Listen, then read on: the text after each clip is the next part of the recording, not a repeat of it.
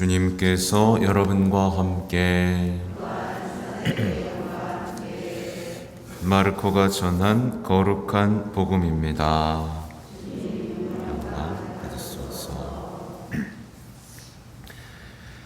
그때 예수님과 제자들은 호수를 건너 겟네사렛 땅에 이르러 배를 대었다.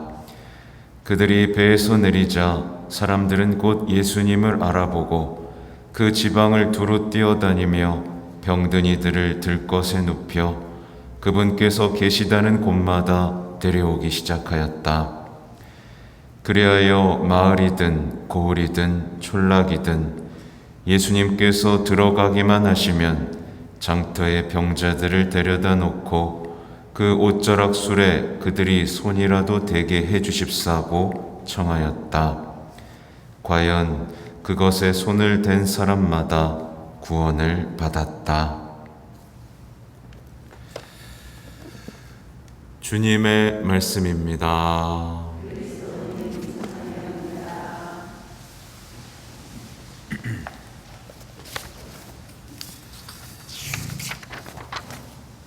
참 예수님, 오늘부터는 이제 창세기의 말씀이 우리에게 선포됩니다. 창세기 정말 중요한 부분이니까 성경의 첫 부분에 있겠죠. 그 중요성을 알아야 우리의 신앙도 깊어질 수 있습니다. 우리는 이제 신경을 고백할 때 전능하신 천주 성부 천지의 창조주를 저는 믿나이다 이렇게 시작하죠. 그러니까 전능하신 천주 성부께서는 하늘과 땅을 창조하신 창조주이십니다. 우리의 믿음의 고백의 시작에서 이 창조주에 대한 고백이 고스란히 들어가 있죠. 그래서 우리의 신앙은요, 이 창조주에 대한 믿음부터 시작해서 창세기의 말씀을 듣고 묵상하는 가운데 성장하고요. 그 다음에 보시기 좋았던 모습을 회복하는 것, 곧 원죄 없던 그 창조 때의 모습을 회복하는 것, 이것으로 완성됩니다. 가장 원죄 없는 모습을 보여주신 분, 성모님, 예수님은 말할 것도 없죠. 성모님과, 그러니까 예수님을 닮아가는 것이 우리 신앙의 목표예요. 인간이 태어난 이유는 예수님을 닮기 위해서입니다.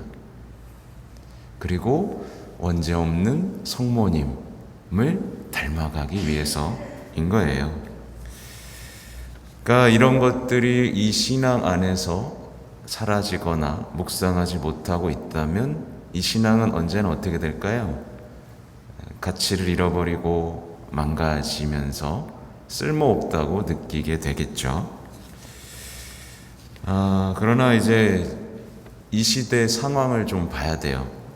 사람들은 주님께서 이루신 창조에 기뻐하지 않습니다. 오늘 화답송 보면 화요일 걸 펴고 있네요.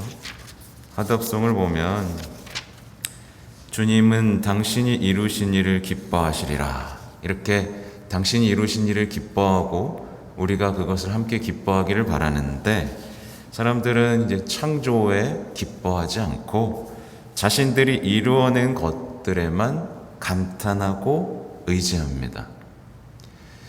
그래서 가끔 이 초등학생들한테 이런 얘기를 해요. 그러니까 사람을 보면서 놀라지 않는 겁니다. 그렇죠? 사람을 보면서는 놀라지 않아요. 근데 스마트폰을 보면서는 이야 대단하다 라고 합니다. 그죠? 그리고 이 사람을 보면서는 야 누가 이렇게 만들었을까? 라고 감탄하진 않으면서 스마트폰을 보면서는 스티브 잡스가 정말 대단해 이런 얘기를 하는 거죠. 그러니까 창조에 대한 감각을 잃어버린 채 자신들이 만들어낸 어떤 문명과 지식, 기술에만 감탄사를 보내고 있어요. 또 성모님이 원죄 없이 잉태되셨다는 사실, 이거 자체가 우리에겐 빛입니다. 그렇죠? 원죄 없이 잉태되셨다는 건 곧 우리를 창조 이전의 모습으로 돌려놓기 위한 빛을 창조했다는 뜻이거든요. 근데 이상하게도 사람들은 성모님이 원죄가 있다, 없다, 있을 수 있다, 이런 쓸데없는 논쟁을 하면서 신앙에서 멀어지는 거죠. 그걸 뭐하러 얘기를 하고 있습니까? 우리가 원죄 없이 잉태된 모습으로 회복되기 위해서 우리에게 주신 샛별 같은 분, 정의의 태양이 떠오르기 전에 우리에게 샛별처럼 희망을 주신 분을 뭐하러 이렇게 따지고 있을까 모르겠어요. 이미 말씀드린 대로 하느님의 작품에 놀라지 않으면서 자신들의 작품에만 놀라고 있으면서, 이 중요한 게 뭐냐면 우주론을 좀 공부해 보면 우리가 우주에서 볼 수 있는 영역이 몇 퍼센트나 될까요? 그리고 우주의 물질 중에서 우리가 아는 지식은 몇 퍼센트나 될까요? 거의 없죠. 우주의 정말 일부만을 알고 있고 일부만을 보고 있고, 그런데도 불구하고 그 불안정한 불완전한 정보와 지식의 바탕에서 사람들은 진화가 전부인 것처럼 믿고 있습니다. 어리석은 거죠. 그렇게 무신론을 주장하면서 세상과 자신이 어쩌다가 우연히 생겨났다라는 믿음을 갖고 있는 거죠. 그러니까 진화론을 믿는 사람은 자기가 어쩌다가 우연히 생겨난 가치 없는 존재라는 걸 주장하고 있는 겁니다. 다중우주론도 비슷해요. 요즘에 멀티버스 유행하죠? 그 다중우주론도 창조론을 부정하고 싶은 사람들의 상상력에서 나온 겁니다. 아무튼 창조를 부정하면, 초등학생 애들부터 벌써 창조를 부정하기 시작하는데 생각도 안 하고요. 창조를 부정하기 시작하면 이제 모든 삶이 망가지기 시작하는데, 보시기 좋았던 모습을 회복해야 되잖아요. 보시기 좋았어. 난 원래 아름답구나. 나는 원래 가치 있구나 하면서 보시기 좋았던 모습을 회복해야 되는데, 이제 거기에 관심이 없고 자기가 보기 좋은 모습으로 변화되고만 싶어 합니다. 난 이렇게 될 거야. 얼굴도 고치고 몸도 짱 자기가 보기 좋은 모습으로 되어가고 싶어 합니다. 하나님께 받은 거니까 돌려드려야 되는 그 창조의 신비에 있기보다는 다 이제 다 내 겁니다. 나도 내 거, 내 인생도 내 거, 내 배우자도 내 거, 내 자식도 내 거, 소유를 주장하기 시작하죠. 그렇게 이제 하느님이 창조하실 때 질서를 만들어내시잖아요. 낮과 밤, 땅과 바다, 이렇게 질서를 만들어내는데 무질서만 이제 만들어내기 시작하는 거예요. 그래서 사람들이 사랑한다고 말하지만 미움만 커져가고 있고, 용서가 아니라 이제 분노만 만들어내고 있고, 평화가 아니라 전쟁만 만들어내고 있죠. 뭔가 자긴 잘해보려고 합니다. 여러분도 그렇지 않아요? 잘해보려고 하는데 자꾸 뭐가 생겨요? 무질서가 생깁니다. 난 사랑한다고 했는데 결과는 너무나 엉터리 결과들이 마주하게 되죠. 죄 속에서 자신이 원하고 바라고 보기 좋은 세상을 만들려는 사람들에게 벌어지는 일인 거예요.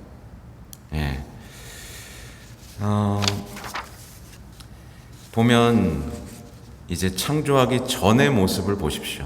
땅은 아직 꼴을 갖추지 못하고 비어 있었고요.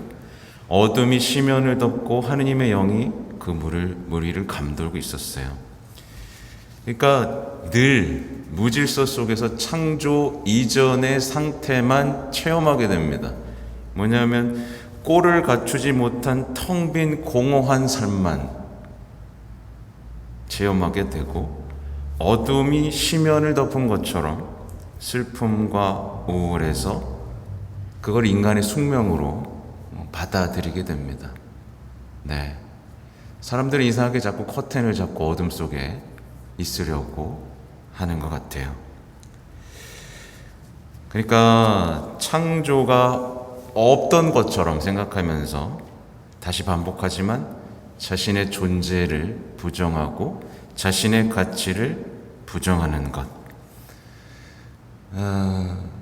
그 어둠의 무질서의 삶에 갇혀버리고 있다면 우리는 오늘 이 묵상, 사실 모든 피정에서요, 첫 번째로 해야 될 건 이 창조 묵상이어서, 이냐시오 이제 영신수련 해보신 분은 아시겠지만 창조에서 시작합니다. 성경 공부할 때도 창세기부터 시작하고, 신앙도 창조부터 고백하고, 이 역동을 아셔야 돼요. 하느님께서 빛이 생겨라 라고 처음으로 말씀을 하십니다. 그리고 이어서 또 갈라놓아라, 묻이 드러나라 말씀하고 계신데요. 이 부분을 이제 예수님의 시대의 모습과 이렇게 결합시켜 볼 수 있어요. 뭐냐면 한 처음에 빛이 생겼던 것처럼 이 세상에도 모든 사람을 비추는 참빛이 오셨죠.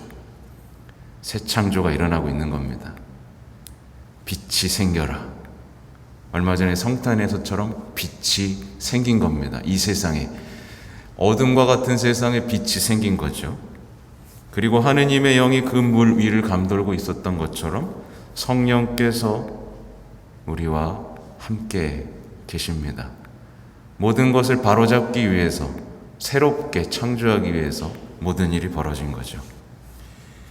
하나님께서는 이 말씀, 사람이 되신 말씀이죠. 기억해야 됩니다. 이 말씀을 통해서 뭐를 하시죠? 빛과 어둠을 가릅니다. 하늘과 바다를 만듭니다. 푸른 싹을 돋게 하고 모든 것을 다스립니다. 뭘로요? 말씀으로요. 근데 말씀이 사람이 되셨습니다. 그러니 이 말씀의 예라고 대답하면 어떻게 될까요? 이 질서 안에 있게 되는 겁니다. 예, 순종과 겸손이 이래서 중요합니다. 예라고 말하면 질서 안에 있게 됩니다. 근데 아니요 라고 말하면 어떻게 될까요? 무질서 속에 있게 되겠죠.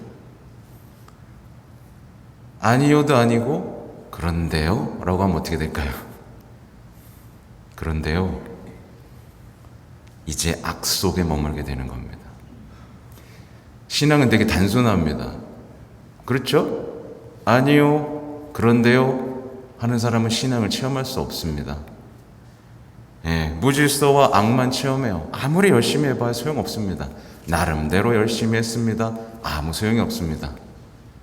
겸손하게 순종하지 않는 이상은 신앙을 체험할 수가 없습니다. 근데 오늘날의 신앙인들이 어때요? 아무 두려움 없이 아니요, 전 그렇게 살고 싶지 않은데요, 전 순종하지 않을 건데요, 내 맘대로 살 건데요, 내 인생인데요 라고 말합니다. 당연히 무질서를 체험할 수밖에 없고요. 저는 죄인입니다 라고 말해야 할 순간에 뭐라고 대답하죠? 그런데요 라고 하면서 자신을 정당화하기 시작하고 이웃을 탓하고 결국 하느님을 죄인 취급하죠. 당시의 사람들이 못 박았던 것처럼 똑같은 짓을 하고 있습니다. 하느님 때문이에요. 믿어서 뭐가 잘 됐어요? 그리고 죄인 취급하고 십자가에 못 박는 그 시대 사람들의 모습을 반복하고 있습니다. 아니요, 그런데요, 당신이 잘못했습니다. 이런 상태에 있으면서도 자기가 불신의 상태에 있다는 걸 몰라요. 자신이 불순종하고 있다는 걸 모릅니다. 그러면서 매일 기도하고 미사에 나오면 어떻게 될까요? 이 부분을 봐야 되는 거죠. 그래서 신앙을 갖고도 혼돈과 무질서, 신앙의 신비를 체험하지 못하는 사람들은 무엇부터 해야 된다?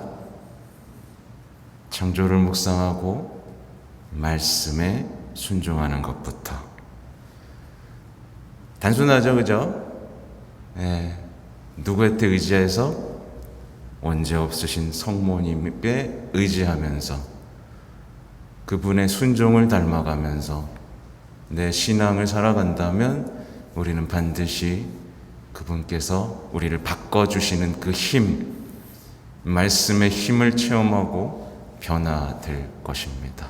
아멘.